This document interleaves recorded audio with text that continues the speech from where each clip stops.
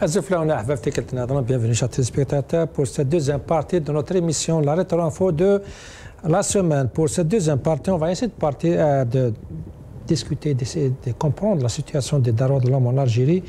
Et Ibtissam Hamlaoui, maintenant tout le monde la connaît, hein, ce nom elle est dans toutes les publications, tout le monde en parle. L'affaire de Ibtissam Hamlaoui et Yassine Benchattah. On va revenir, bien sûr, on va revenir à cette indépendance, soi-disant indépendance de notre institution judiciaire, puisque cette semaine, le président du syndicat des juges, des magistrats, il a décidé de démissionner. L'occasion pour parler de cette institution. Notre justice, est-ce que vraiment elle est indépendante en Algérie? Monsieur Adel Khalaf, je vais commencer avec toi si tu me permets. D'abord, j'aimerais bien écouter encore une fois Yassine Benchattah, qui a accusé les autorités de la prison où il était incarcéré, et surtout Ibtissam Hamlaoui qui est intervenu personnellement au téléphone, les a accusés de traitement inhumain. On va essayer de l'écouter encore une fois. Je reviens à toi, c'est Adel Khalaf. Mais on n'a rien fait. Ou le pire, je m'excuse, puisque les émotions parlent qui تفكر المنكر هذاك يديوك الواحد هذاك ناحية سروال ناحية ريك وهما يباتوا يكونوا يمشيو تما يلعبوا في الديمين والدخان الاخر هذاك الحشيشه هذيك وانا لا علاقه شغل لا دخان ما نكيف ما نف ما نشرب قهوه ونتخنق منه نباتوا ونسعلوا والعياطات يعيطوا كيدومنوا هذيك ويعيطوا يسبوا. يعني المهم فضينا تعبير الكتابي كما سموها هما، قلبونا الديكيه هذيك. يا جماعه عطيونا ناكلو ما كانش، الطفله جاعت خاطر ناكل قال لك ما كانش، عطيونا نعيطوا لاهالينا ما كانش، شوفوا لافوكا ما كانش، الواحد ما كانش حيث انه شفنا تجاوزات فظيعه في الحراج، تجاوزات لا انسانيه طول، كاش انسانيه خلاص. في ظروف الاحتباس، في ظروف المعامله، ضربوني وعيطوا لها بالتليفون تسمع من نص الحبس، وضربوني الشيفات على الحراج. علاش؟ مش نورمال خلاص معليش. C'est des déclarations très graves. Hein. De toute façon, ce n'est pas le premier à accuser les autorités de maltraitance. Il a aussi accusé, encore une fois, Hamlaoui directement d'interférer dans la procédure judiciaire, dans le travail de la police. On va encore écouter sur ce point de cette interférence de Hamlaoui. Je reviens à vous. On va écouter encore une fois Benchattah. troisième jour نتفاجأ باللي صوتها صادي ولا عياطات ولا نسمع كولونيل واحد السيد طويل هذا ونفتح الباب اعتذر بولوتير جيبوا ربو استغفر الله. حل الباب كركروني البيرو تاعو نلقاها قاعدة. قالت لي وكون ما نحيلكش السروال ما نسماش حملاوي ابتسام بالبتاع توصل توكور، وعندهم مشكل كبير مع السروال. لقيتها ديجا قرات شغل لي ديكلاراسيون كامل وبالستيلو قاعدة تباري نحيو هادي نحيو الكاسيون هذا بدلو هذا وبدلو هذا. دونك حطينا في لوبليغاسيون يعاودوا يقطعوا لونكات كامله ونعاودوا يسمعونا كيما حبت هي باللي كاسيون اللي حطتهم هي. واكبر دليل انه المتن شغل الديباجه كامله كيما راهي تاع الشكوى تاعها سيليكسيوناوها باسكو بعد تاع لمون دوكيمون انفورماتيزي داروا لها كوبي وكولاوها باه داروا الاستنتاج تاعها. Monsieur Adel Khalaf, tu l'as entendu, elle est très claire, des accusations très graves, sauf que de l'autre côté, il n'y a aucune réaction, aucune autosaisie. D'abord, qu'est-ce que tu en penses de cette situation?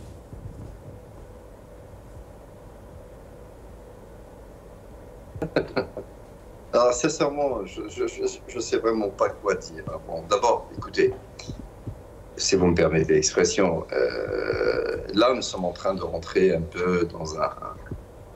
dans un sujet qui est un peu relatif à nos aspects, aux aspects de la société algérienne. Je vais utiliser un terme qui est un peu connu par tout le monde, hein, on appelle ça Sogensa.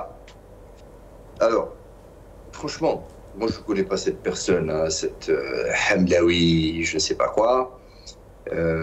Pour moi, pour être honnête avec vous, pour moi cette personne c'est un non-événement. Parce que je ne sais pas si vous réalisez, à un moment, nous sommes en train de parler quand même des institutions de l'État. Bon, le monsieur Hadaya, il va falloir prendre en même temps avec une pincette des déclarations terroristes. Cette vidéo, sincèrement, me paraît un peu, entre guillemets, étrange. Je ne remets en aucun cas l'authenticité de ces déclarations, de sa position, peut-être éventuellement les sévices qu'a priori aurait-il subi, je ne sais pas. Mais je sais une chose. Sincèrement, je suis là pour défendre les services de sécurité ou la police ou la DIA. Mais bon, sincèrement, je ne pense pas. Je ne pense pas que... encore une fois, ce que je vais dire est très important. Sincèrement, je ne pense pas que la police algérienne ou la gendarmerie algérienne ou les services de renseignement algériens, je ne pense pas qu'ils vont torturer quelqu'un. Sauf que, M. Had, ce n'est pas la première fois, ce n'est pas le premier témoignage. Hein. Il y a beaucoup de témoignages de prisonniers d'opinion qui ont déclaré comme quoi ils ont été battus, ils ont été obligés de signer des PV. Ça, c'est des témoignages réels. Il y a des noms, il y a des personnes qui ont déclaré ce témoignage. Oui, mais je suis d'accord avec vous, monsieur. Mais là, nous rentrons encore une fois dans les aléas de la société. Oui, écoutez, vous savez, si vous allez dans des pays comme Cuba ou aux États-Unis, si vous voyez le traitement des prisonniers dans les prisons américaines, c'est un traitement qui est inhumain non plus. Hein. C'est de la folie furieuse. Il y a d'autres pays où on traite donc les détenus d'une façon... Non, je pense que par rapport à ce cas-là, bon, il peut y avoir des dépassements. Personne n'est parfait et puis mon nom, c'est personne. Donc, il peut y avoir des dépassements.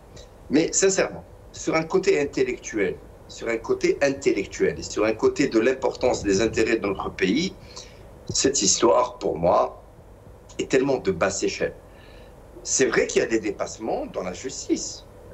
L'Algérie, mais ça, c'est pas propre à Tebboune, ou la propre à Bouteflika, ou la propre à Chadli, ou la Boumediene, qui était un énorme président. Ça, c'est propre à notre société. Vous savez, la justice algérienne n'a jamais été une justice indépendante. Elle le sera peut-être un jour, mais je ne pense pas, et je ne suis pas convaincu que ce soit notre vivant.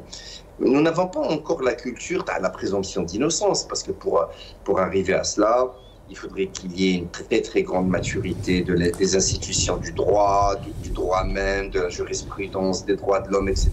On n'est pas encore à ce niveau-là. On aimerait bien, mais on n'est pas encore à ce niveau-là. Sauf que peut-être, M. ce débat a été créé parce que, de l'autre côté, quand on écoute les responsables, voilà, Al-Jazair Jadida, tout va bien, l'indépendance de la justice, les déclarations de Lotfi Boudjma ou Tebboune lui-même, je l'avais dit comme quoi, ce Rai ou Gdoubat al-Qarn, donc toutes ces déclarations de ces responsables qui fait que quand on a des témoignages pareils, ça crée un base, voilà la réalité par rapport à vos déclarations, chers responsables. C'est ça qui crée peut-être ce phénomène de réaction de la population. Oui, mais, cher monsieur, d'abord, quand vous me parlez de ces événements-là ou de ces aspects-là que vous venez d'énumérer, mais aujourd'hui, notre pays n'a jamais été au-delà de la hauteur de la barre des droits de l'homme. Ça a toujours été une étape qui demeure très difficile pour nous de dépasser. Donc, ce qu'il faut comprendre, c'est très important. C'est très, très important. C'est vrai qu'il y a eu des déclarations par-ci, par-là, etc. Moi, je suis d'accord avec vous par rapport à ce que vous dites. Moi, ce que je dis, c'est qu'aujourd'hui, le régime en place qui dit que oui, tout va bien, oui, ceci, oui, cela. Mais je suis désolé, monsieur. Vous avez des problèmes avec tous les pays du monde. Il y a une économie qui est complètement décimée. Il y a un système sanitaire qui est catastrophique. Il y a une société sociétale qui est complètement déséquilibrée. Il y a une seule compagnie qui fournit de l'électricité, il y a une seule compagnie qui fournit le transport ferroviaire, la SNTF, il y a une seule compagnie qui fournit l'accès à Internet. Donc nous sommes encore dans un modus operandi de 1900 Charles Aznavour. Ça veut dire que nous sommes encore très arriérés, avec tous mes respects, je n'ai pas Charles Aznavour, nous sommes encore très arriérés, nous sommes encore dans la mentalité des années 70. C'est clair qu'il n'y a pas d'Algérie nouvelle. Puis quand on dit Algérie nouvelle, qu'est-ce qu'il y a de nouveau? Qu'est-ce qu'il y a de nouveau dans l'Algérie nouvelle? Allez, montrez-moi. Il n'y a rien de nouveau. Il n'y a que, au pire, normalement, c'est l'Algérie ancestrale. C'est beaucoup plus indicatif que de ce qui se passe aujourd'hui. Moi, je vais vous donner un exemple très simple. Allez aujourd'hui en Algérie acheter une voiture neuve. Allez, si vous avez un peu d'argent, j'ai envie d'acheter une voiture. Allez acheter une voiture. Eh ben, on ne peut pas. Allez demander un autre fournisseur d'Internet. Il n'y en a pas. Allez demander un autre fournisseur d'électricité. Il n'y en a pas. Allez demander un autre fournisseur de ceci et de cela. Il n'y en a pas. Vous comprenez? Il y a un tel recul, une telle stagnation du mécanisme économique. On n'arrive même pas à créer de l'emploi. On n'arrive même pas à créer de la richesse. On n'arrive même pas à se... Vous savez, il y a des pays, l'Éthiopie, il y a 25 ans, était un pays qui était derrière l'Algérie à peu près de 15-20 ans. Aujourd'hui, l'Éthiopie a à peu près 30 ans d'avance sur l'Algérie. Donc cette Algérie nouvelle, il faut arrêter ça. C'est une utopie, c'est une supercherie, c'est n'importe quoi. Je n'ai pas de doute, Anaya, je n'ai pas de doute sur la bonne volonté humaine du président Tebboune. Je ne le connais pas. Ça ne m'intéresse même pas de le connaître. Je suis certain que peut-être au fond de lui, il a envie de faire bien. Mais quand on a envie de faire bien, il faut essayer de faire semblant. Aujourd'hui, il ne fait même pas semblant. Je suis désolé. En ce qui me concerne, pour moi, en ce qui me concerne aujourd'hui, les échecs sont sociétaux, diplomatiques, économiques. L'échec est globalisé, il est métastasé comme un cancer. Très bien. Adel, reste avec nous, je reviens à toi tout à l'heure. D'abord, merci beaucoup. Tu as sûrement fait plaisir à mon papa, hein, Charles Aznavour, il l'adorait. Salah Debouchi, je reviens à toi si tu me permets. D'abord, j'aimerais écouter encore une fois Tebboune par rapport à ce qu'il a dit, par rapport à la justice, et par rapport aux juges, et notre indépendance, et le travail magistral des magistrats. Hein. On va l'écouter. Je reviens à toi, c'est ça. أعبر في هذه المناسبة على تقدير الدولة لما يبذله القضاء من جهد لحماية الحقوق، مكانة الدفاع وتكريس مبدأ قرينة البراءة كضمانة من الضمانات الأساسية للمحاكمة العادلة، والحماية من التعسف ترسخ الشفافية والنزاهة وتقوي محاربة الفساد وتسهيل اللجوء إلى العدالة وإرساء الأمن القانوني الملائم. وأهيب بكل القضاة الحريصين على الاطلاع بمسؤولياتهم بأمانة وإخلاص، فإني أدعو الجميع لمواصلة هذه الجهود. Salah Debouchi, tu as entendu Tebboune, pour lui tout va bien, le travail est magnifique. Quand on entend des témoignages, par exemple, de Yassine Ben Chettah, on n'est pas là pour juger s'il a raison, il n'a pas raison, là on n'est pas à la position pour douter de ses paroles, sauf que quand on est vraiment dans un système comme Tebboune l'avait déclaré, comme quoi tout va bien, tout marche comme il faut, le minimum, même il a parlé de peut-être d'autres pays, mais le minimum quand il y a une affaire publique comme celle-là, le minimum c'est une autosaisie. Le procureur général s'autosaisit, il en fait une enquête pour voir exactement ce qu'il y a de ces déclarations. Mais chez nous, aucune réaction. Comment expliquer ce silence, c'est ça? Écoutez, alors, pour les services de sécurité, on va commencer par ça. Ce qui se passe en Algérie, quand ils torturent, c'est inhumain et scandaleux. C'est pas des mots. C'est pas, c'est Khalaf, je pense, c'est pas Sogensa, ça. Ça, c'est un scandale. J'ai personnellement déposé plainte contre un policier qui avait torturé le président de la section de Tiaret des droits de l'homme, qui s'appelle Mansour Ahmed, aujourd'hui, qui est exilé au Canada. Il a été torturé d'une façon sauvage. C'est les mêmes méthodes qu'utilisaient les services de police et l'armée française. Et cette plainte avait commencé à prendre son cours, mais elle a été sabotée à plusieurs niveaux, difficilement. Le bonhomme a été à la limite muté. Il était à Tiaret, à Ksarchelela, il a été muté à Relizane pour le cacher. J'ai reçu, il y a de ça même pas 2 mois, des photos d'une autre personne que je connais très bien, qui m'a demandé de ne pas divulguer son identité et ces photos-là, qui me montre une torture par l'électricité dans les locaux des services. Ils l'ont torturé d'électricité dans toutes les parties de son corps, y compris les parties génitales.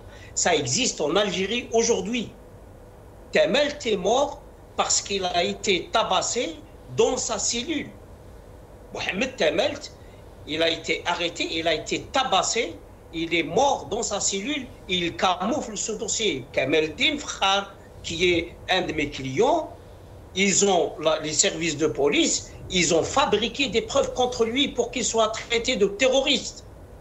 Et il a été torturé, lui, et certains de ses compagnons, par la police, et beaucoup d'autres militants que je connais personnellement, qui ont été humiliés. Je connais une militante, on lui a demandé de baisser son pantalon et les attouchements sont allés dans ses parties génitales d'une façon... elle a témoigné, elle a fait une vidéo pour témoigner de ça. Alors aujourd'hui, quand quelqu'un vient me dire que des policiers ont changé un PV, ils m'ont tabassé, et moi je le crois, parce que c'est des pratiques courantes. J'en ai vu beaucoup de ces cas, je les ai vus. Pour remédier à ça, c'est très simple.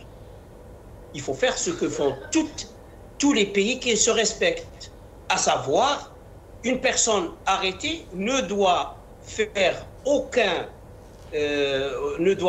aucune déclaration sans la présence de son avocat, y compris chez la police.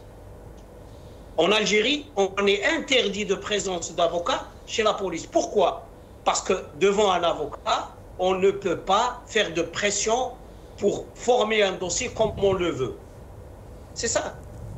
La loi maintenant en Algérie ne permet pas qu'un avocat accompagne son client avant qu'il soit présenté devant un juge d'instruction, c'est-à-dire avant que le dossier ne soit formé à l'insu des gens qui peuvent garantir les libertés, le respect de la loi. Ça existe en Algérie. Et les gens qui ne peuvent pas se faire entendre sont beaucoup plus nombreux que ceux qui peuvent se faire entendre. Encore, pour des questions, je ne dis pas qu'il faut justifier ces questions, pour des questions politiques, parfois les autorités utilisent ces moyens. Maintenant, même pour des questions de règlement de compte entre personnes, il suffit que vous connaissiez quelqu'un, un policier, il peut faire la loi parce qu'il connaît quelqu'un qui veut obliger son adversaire ou son vis-à-vis à lui arracher des positions qu'il veut utiliser dans la loi. C'est scandaleux. Quand on ne connaît pas quelque chose, il ne faut pas se prononcer. Ben, surtout, il ne faut pas faire de qualificatif. L'ancien ministre, monsieur Debouze, même l'ancien ministre de la Justice, monsieur Tabil, il avait fait des déclarations auparavant sur cette fameuse confiance entre la population, entre le citoyen et la justice, le tribunal en général. On va écouter, on va essayer de l'écouter ce qu'il avait dit à un moment donné sur cette confiance qui manque bien sûr entre le citoyen et sa justice. On va l'écouter. في الحقيقة المواطن يعني معذور في نظرته السلبية لكل مؤسسات الدولة وبالأخص لمؤسسة القضاء، لأن المواطن لما يمشي للعدالة ما يحسش بالاطمئنان. المواطن لما يمشي للعدالة مظلوم ماهوش متأكد بأن القضاء سينصفه. المواطن اللي ما ارتكبش جرم ماهوش متأكد باللي كي يمشي للقضاء يعاود يرجع لداره. هذا الواقع، هذا هو الواقع. Monsieur Debbouze, هذا الواقع الطبي l'avait dit en 2019, hein, pendant la révolution, il y avait un moment de liberté. Mais est-ce que tu penses que c'est toujours la même chose après 6 ans de Al-Jazair Al-Jadida? Non, ces déclarations ne remontent pas à 2019. Ces déclarations, c'était 2023 ou 2022. C'est-à-dire elles sont récentes. Non, je crois que ces déclarations sur la liberté, je crois que c'était la fin 2019. Si je... Non, c'est après. Ça, c'est le ministre de Tebboune. C'était pendant le premier mandat de Tebboune. Ce n'est pas un ministre de Bouteflika. Non. Non, après c'était pas un ministre de Bouteflika, puisque Bouteflika a démissionné. Mais après, je crois que c'était en septembre. Vous parlez de quelque chose qui existait, mais qui existe toujours, parce que ce n'est pas un problème de personne, c'est un problème de système. Vous n'avez pas une justice indépendante. Tous les juges sont sous les ordres de Tebboune. Tebboune, quand il parle, maintenant, vous avez passé un passage devant le juge, il parle, il prononce des mots qu'on lui ramène de bouquins de droit. Il lui présomption d'innocence.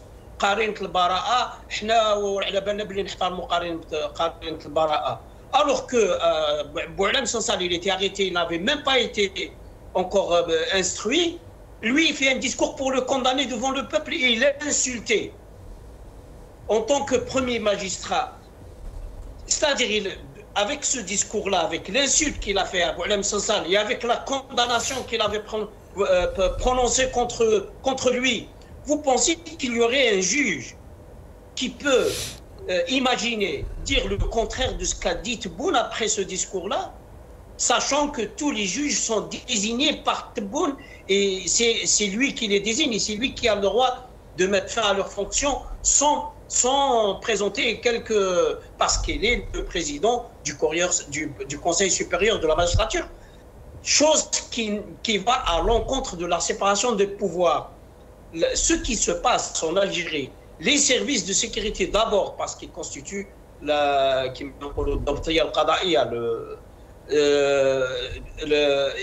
ce qui se passe ensuite dans les rouages de la justice, c'est des choses qui sont très très graves et qui ne garantissent aucun droit aux citoyens qui ne sont pas capables de se défendre, parfois même si dans le tort. C'est-à-dire vous pouvez trouver des gens qui sont dans le tort, mais parce qu'ils sont puissants, ils ont de très fortes relations, ils en sortent comme si vous connaissez l'histoire de Qara'ariha. Donc, vous voyez, on est absolument très loin de parler d'un système, d'un État, et dans l'État d'un pouvoir judiciaire qui garantit la sécurité et la liberté des gens. Pourtant, M. Debbouze, les lois sont là. Hein. On va essayer, puisqu'ils sont en train de préparer un projet de loi fondamentale des magistrats, on va essayer d'abord, on vient de me dire, comme quoi je m'excuse, hein, c'est Abdelrachid Tabi, il a bien déclaré ce qu'il vient de dire, c'était en novembre 2021. Bien sûr, il était ministre de Tebboune, vous avez complètement raison, M. Debbouze. Donc, on va essayer de voir un petit peu les points forts de ce projet de loi fondamentale pour les magistrats. On va essayer d'écouter cette vidéo, je reviens à toi. تجسيد مبدأ الاستقلال المؤسساتي للمجلس الأعلى للقضاة المكلف حصرياً بتسيير المسار المهني للقاضي ابتداءً من تاريخ تعيينه وصولاً إلى التقاعد، إلى جانب حمايته وأفراد أسرته من كل التهديدات أو الإهانات أو السب أو القذف أو الاعتداءات مهما كانت طبيعتها أثناء الممارسة وعند التقاعد. تعزيز استقلالية القاضي وصون شرفه وتحسين مؤهلاته هو ما يهدف إليه هذا المشروع وفقاً لما يضمن أداءً قضائياً راقياً يستجيب لتطلعات المجتمع في عدالة قادرة على حماية الحقوق والحريات من كل أشكال التعدي مهما كان مصدرها. Monsieur Debbouze, beaucoup pensent que par rapport à la législature, par rapport aux lois, l'Algérie est peut-être l'un des meilleurs pays au monde. Hein. La Constitution, les lois sont là pour protéger les droits du citoyen, mais le problème, c'est la pratique. Non. Moi, je ne suis pas d'accord. Nous avons un système de justice, nous avons des textes de loi, je dirais, parmi les pires, parce que vous trouvez dans la Constitution la chose et son contraire. Normalement, la Constitution doit garantir Par exemple, quand on parle de l'indépendance de la justice, vous allez trouver une disposition dans la Constitution qui dit que la justice est indépendante, mais vous avez trouvé une autre disposition qui dit que c'est le président de la République qui préside le Conseil supérieur de la magistrature. Donc, le président de l'exécutif, c'est lui qui préside le Conseil supérieur de la magistrature, ce qui est complètement à l'encontre du principe même de l'indépendance de la justice. Et vous allez trouver dans les prérogatives du président la prérogative de nommer tous les juges, mais absolument, le juge de la Cour suprême, le président du Conseil, de la Cour constitutionnelle, et les juges jusqu'au dernier juge de la dernière cour, du dernier tribunal. C'est le président de la République qui les nomme, et c'est le président de la République qui peut mettre fin à leurs fonctions, et c'est lui qui peut les muter. Pas dernièrement, il y a quelques années de ça, quand il y a eu un groupe de magistrats qui voulaient former un autre syndicat indépendant, ils ont tous été mutés. Vous mutez les gens parce qu'ils réfléchissent à quelque chose dans leur intérêt. Et c'était des sanctions. Une partie a été mutée et une autre partie a été radiée carrément. Alors donc, ce qu'il y a, parce que ce que vous avez entendu maintenant, c'est des commentaires sur le fondement de cette loi, ce qu'il y a dans le texte. Garantir l'indépendance des juges, leur intégrité, etc. Ça, c'est des mots. Mais qu'est-ce qu'il y a dans le texte? On disait de ça aussi pour la loi sur la profession d'avocat. En 2013, quand ils avaient changé la loi sur la profession d'avocat, ils disaient que c'était pour garantir aux avocats une indépendance, etc. Mais quand on lisait le projet de loi qui était passé, je dirais en force, hein, c'était la première fois que le ministre intervient dans les décisions des barreaux, alors qu'il n'a pas le droit de faire ça. Donc ça met la profession d'avocat pratiquement sous tutelle du ministre de la Justice. Maintenant, la nouvelle loi sur la profession des avocats, il y a des résolutions qui sont prises par les avocats qui doivent d'abord être validées par le ministre, sinon elles ne sont pas applicables. Et donc, ça veut dire que les avocats, c'est pour ça que les avocats, ils sont mis maintenant en prison. Avant, on ne pouvait pas les mettre. Avant, c'était une profession indépendante. Et donc, on rédige des textes qui vraiment mettent les fonctions comme celles d'avocat ou de juge sous le contrôle total du président. Et puisque le président lui-même, il est sous le contrôle de l'armée et des services de sécurité, il faut dire les choses comme elles sont. Donc, ces professions sont directement contrôlées par les services de renseignement. Très bien, c'est très clair, M. Debbouze. Restez avec nous, je reviens à toi dans quelques instants. Mais Mohamed Zen Rahmoun, en tant que président de Riposte Internationale, je suis sûr que vous avez eu beaucoup de témoignages par là, hein, parce que c'est pas un cas isolé de M. Yassine Ben Chattah, et c'est surtout de l'autre côté ce silence des autorités. Comment vous jugez-vous, en tant que Riposte Internationale, ces témoignages des victimes, si je peux dire, de ce régime? Bon, je vais essayer d'articuler mon intervention sur 3 points. Premièrement, le contexte algérien. Donc, Mesmetra Saleh Debbouze a donné beaucoup de cas qui existent. Je rajouterai par exemple le cas de Walid Nkish, qui ne connaît pas ce cas. N'est-ce pas? C'est un cas qui est connu. 24 ans, il a subi des sévices inqualifiables. Le cas aussi de Bouhafs, le chrétien, aussi.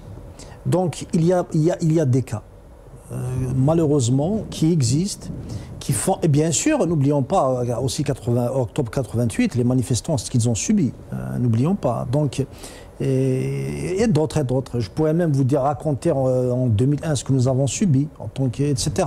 N'est-ce pas, les gens, comment ils... En plus, je m'excuse, Rahmoun, mais quand on parle d'une torture physique, c'est vrai qu'il y a de la torture physique, mais il y a aussi de la torture psychologique. Quand vous traînez sa famille en bout, vous faites la pression sur ses enfants, sur sa femme, vous l'empêchez de travailler à son retour, quand il est sous contrôle judiciaire ou autre. Tout ça, c'est une pression, c'est une façon de torturer cette personne. Bien sûr, c'est inhumain. La torture, torturer, brûler une personne, décapiter une personne, lui mettre... Tout ça, c'est inhumain. Personne ne peut accepter ceci, n'est-ce pas? Peu importe, quel que soit le pouvoir dans cette planète qui fait la même chose, c'est inacceptable. Qu'on soit bien d'accord. Maintenant, pour ce qui est de l'indépendance, je pense que nous avons fait une émission, plusieurs même, sur le plan de la Constitution. Quand vous lisez par exemple l'article 163 où vous dit que la justice est un pouvoir indépendant, alors que l'article 171 montre une contradiction. Dans l'exercice de sa mission, le juge est tenu d'appliquer les traités ratifiés. Première obligation.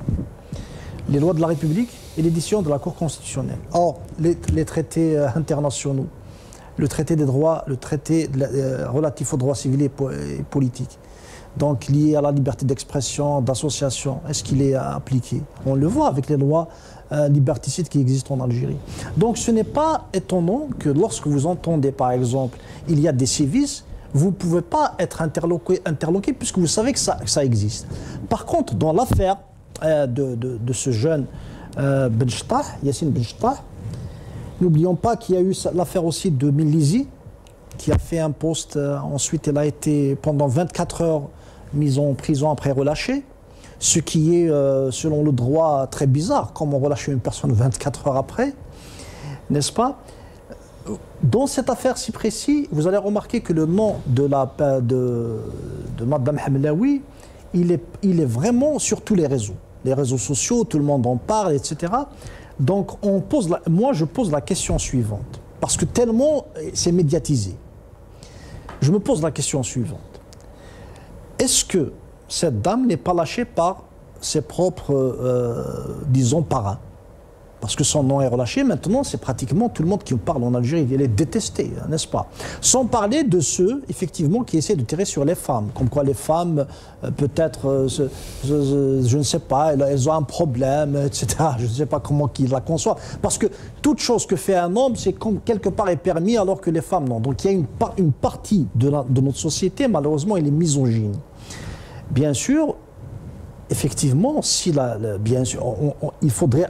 C'est-à-dire, je ne suis pas étonné s'il y a des actes pareils, mais vu que c'est médiatisé, vu qu'il y a eu aussi l'affaire Milizi, sur la même personne, elle a fait une critique, elle se retrouve en prison, ensuite elle est relâchée, ensuite il y a eu cette affaire, donc quelque part c'est comme si vous allez remarquer, c'est un questionnement, c'est comme si on veut se débarrasser de cette personne. Bon, bien sûr, c'est possible que je me trompe, c'est possible que je fasse une analyse complètement erronée, tout simplement. Mais en Algérie, c'est comme ça que c'est. Quand on veut se débarrasser d'une personne, son nom sort, on dit tous les mots qu'il a commis, toutes les erreurs qu'il a commises, pour que la société l'accepte, et bien sûr, il va devenir un ennemi public. Tout le monde va être très content quand on se débarrasse de lui.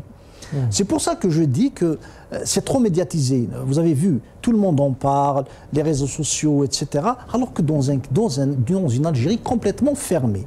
Et puisqu'on parle d'une Algérie complètement fermée, la dernière constitution, on vient de faire une émission sur le droit international qui revient en arrière. Chose que même Ross confirme dans son intervention. Lui qui connaît très bien les pays nord-africains et connaît l'ONU, etc. Christopher Ross. Mais aussi, même cette constitution, c'est un recul énorme par rapport à la constitution du 23 février 1989. On est en train de marcher à reculons. Parler de droits de l'homme au jour d'aujourd'hui, dans un pays qui a connu la colonisation, c'est quelque chose de très grave. Normalement, on est dans un pays qui respecte les droits de l'homme. On ne doit jamais écouter, entendre aucune personne parler de torture. Il y a la justice, Et ça s'arrête là. Il y a une justice, il y a des avocats, il y a des preuves, il y a la présomption d'innocence. Tout ça doit exister dans un pays qui a connu le colonialisme et les âpretés. Nous avons trop souffert. Mais aujourd'hui, on arrive à voir tous ces cas.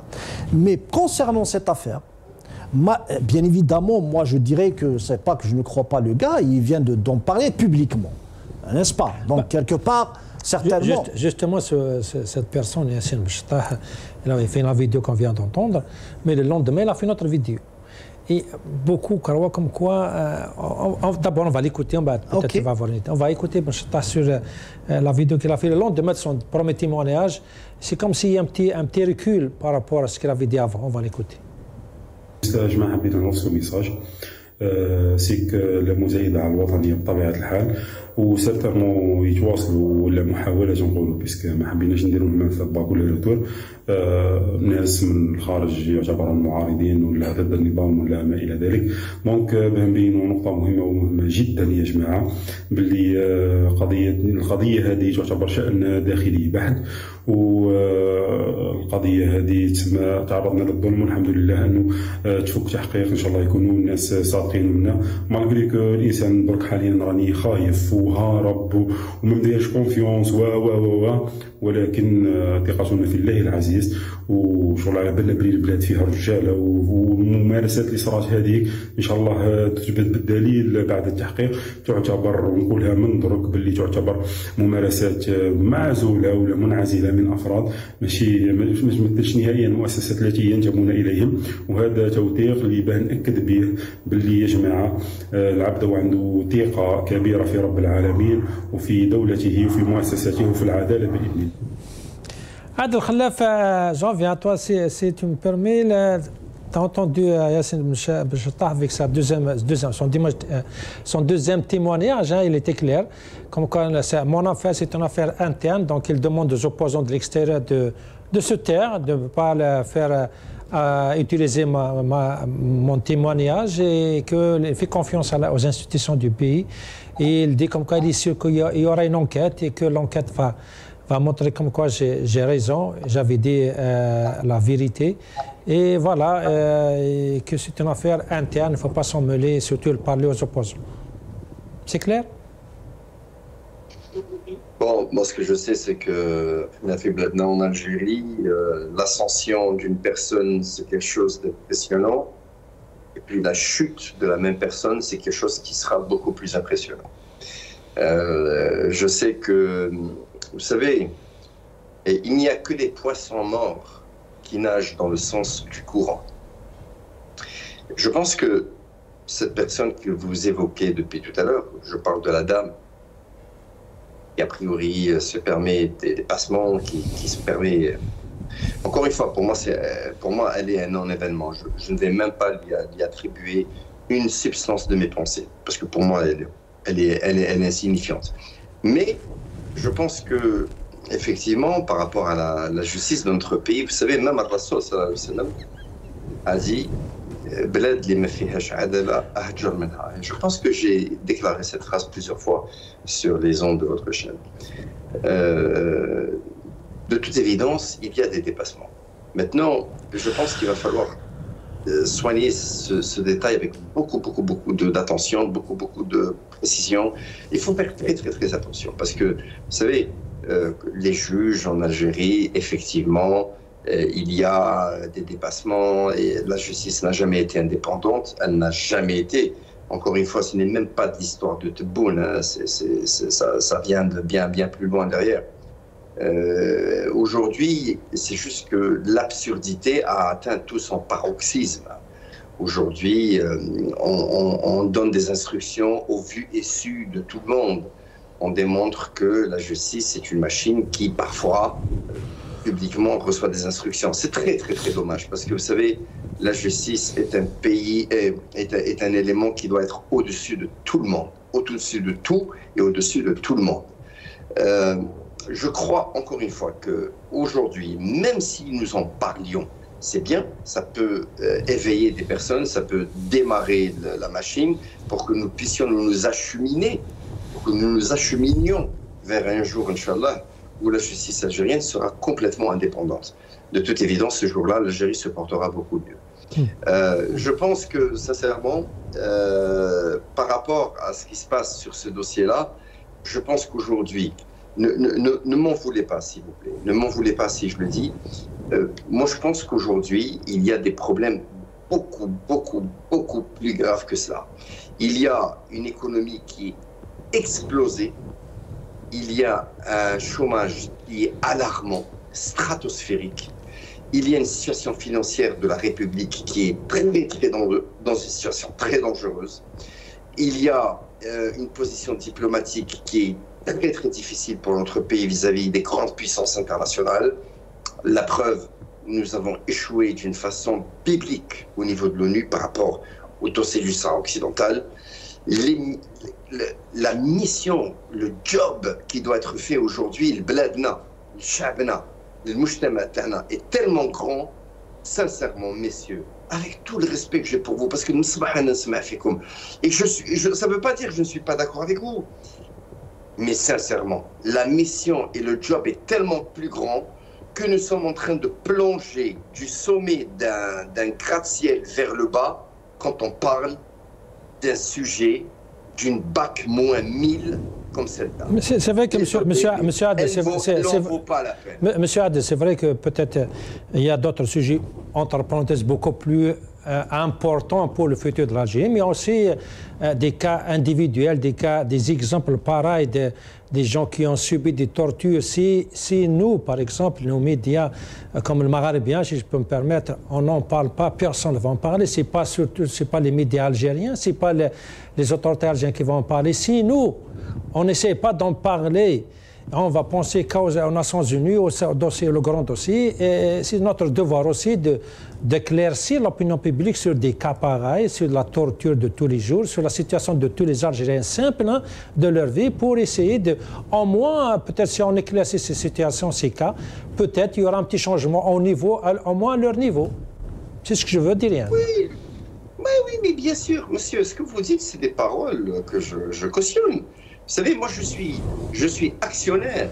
Je suis complètement actionnaire de ce que vous dites. Mais bien sûr qu'il faut éveiller les...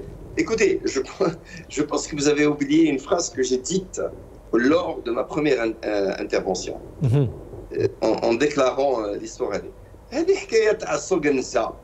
Parce que c'est du béaba, c'est la bassesse, c'est du bas niveau. C'est du bas niveau qui démontre à quel point aujourd'hui, excusez-moi, je le dis parce que je le pense, aujourd'hui, les institutions de l'État ont été clochardisées. Vous savez, des officiers de la police, parce que je ne sais pas quelle est la véracité de ces éléments, parce que j'ai entendu que, a priori, cette petite dame-là s'est déplacée vers un commissariat qui a donné des instructions, je ne sais pas quoi, et puis on a torturé au gré de la demande de cette personne, etc. Bon, vous savez, si vous regardez dans la Lune, voilà, on peut regarder la Lune toute la nuit, on ne va pas s'imaginer ce qui se passe sur la surface de la Lune. On n'a pas inventé l'eau chaude, on ne va pas réinventer l'eau chaude. Encore une fois, moi je pense que la justice algérienne, ça, lazem elha, un grand coup de pied dans la fourmilière. Il faut une séparation des pouvoirs. Aujourd'hui, à mon avis, les gens qui sont au pouvoir, les gens qui ont le pouvoir de décision, des gens qui ont le pouvoir d'orchestrer l'organisation, le fonctionnement des choses, n'ont pas encore compris qu'un pays se distingue d'abord par l'indépendance et la supériorité et la dominance de sa justice. Absolument. À l'image des États-Unis d'Amérique. Vous savez, je vais vous dire un truc. Aujourd'hui, l'Algérie essaie de séduire Washington, essaie de séduire un peu Londres ou peut-être Paris, etc. Et vous savez, si vous n'avez pas construit un mécanisme judiciaire important et si vous ne donnez pas l'exemple dans un fonctionnement, mais alors franchement impartial de la justice, personne ne va vous prendre au sérieux, ni sur le plan juridique, ni sur le plan économique, ni sur le plan politique, ni sur le plan diplomatique. Très bien, c'est très clair. C'est très clair, monsieur Adel Khalaf. C'est pour d'avoir accepté d'avoir été avec nous d'abord pour cette émission. Inch'Allah, à d'autres occasions, terminé. Merci beaucoup. Le dernier mot, Mohamed Mzan Rahmoun, j'aimerais bien écouter Sayoud, le ministre de l'Intérieur, et qui a été ministre de Transport. Il a été promu, si je peux dire, pour être le ministre de l'Intérieur. J'aimerais écouter ce qu'il avait dit dernièrement et un petit commentaire après de quelques secondes, s'il te plaît. On va écouter. في وهران في بوسفر هذه بوسفر كاع باعها كامل. انسان كبير قريب 70 سنه في عمره. والله انا يعني ما تقدرش تأذي انسان كبير. جو لي رابلي الوردر بالك واحد 10 مرات ما حبش. واحد النهار كنا في لجنه امنيه موسعه. كان معنا السيد النائب العام وكان معي في سيرفيس سيكوريتي. لقينا في المكتب عندي قلت لهم الله يخليكم اليوم نحكموه نخوفوه شويه باش ما يبطل الطبيعه هذا باش ما نديروش الناس انسان كبير. والله يا سيدي النائب العام كيما حكيت قلت له ودي انا راني درت لك دي رابيل الوغ راك مازال في نفس الوضعيه راك ما حبيتش تبطل دعوي الشر والخدمه هذه راك فيها ماني ندير والو ماني كذا. قلت له ودي كيفاش ما كدير والو حنا رانا عندنا عوقب مسؤولين العقيده ومعنا تاع جبريه درك بالتفاصيل الممله. وراني درت لك الرابيل دو لوردر والرابيل دو لوردر هذا عطيتك قلت لك علاش هذه برك شويه انت انسان كبير. المهم بدا يخشن علينا في راسهم بدا النائب العام قال له التهم هاي والعقوبات هاي قسما بالله غير خرج من عند الناس وراح باع. اقسم بالله العلي العظيم. Franchement, je ne sais pas si je dois pleurer parce que c'est le ministre de l'Intérieur et un témoignage. Il y avait un maire de 70 ans, pour lui c'est un vieux, donc il faut le respecter. Donc malgré le dépassé, il a piétiné la loi, mais voilà, parce qu'il est âgé, on a voulu lui faire peur, on lui a dit comme quoi voilà, tu as fait comme ça et ça comme dépassement, pour lui faire peur. Finalement, malgré ça, le lendemain, dès qu'il a pris son poste, il a refait encore les mêmes bêtises. Ça veut dire quoi? Parce que tu es âgé, tu peux faire ce que tu veux. C'est un fait divers, voilà, tout simplement. Mais en tout cas, ça fait partie de ces déclarations irresponsables. Non, c'est pas en tout cas, chose est sûre et certaine.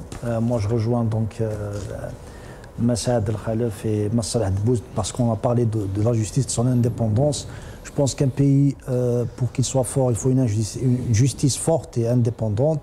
Le système de santé est important, le système éducatif. Voici les trois piliers pour construire un pays. Je pense qu'ils doivent se concentrer sur ces aspects parce que tout le reste vient après. L'économie et tout le reste. Très bien. Voilà. Très bien. Madame Mzan Rahmoun, présidente de Réponse Internationale, merci beaucoup. Maître Salah Dbouz, je vous remercie. Merci beaucoup d'avoir été avec nous, avocat défenseur de Darodrom à partir de Bruxelles. Et bien sûr, je remercie encore une fois M. Adel Khalaf, consultant international en économie, à partir de Reading, Londres. Je vous remercie beaucoup d'avoir été avec nous. Je vous donne rendez-vous, Inch'Allah, demain. En tout cas, Inch'Allah.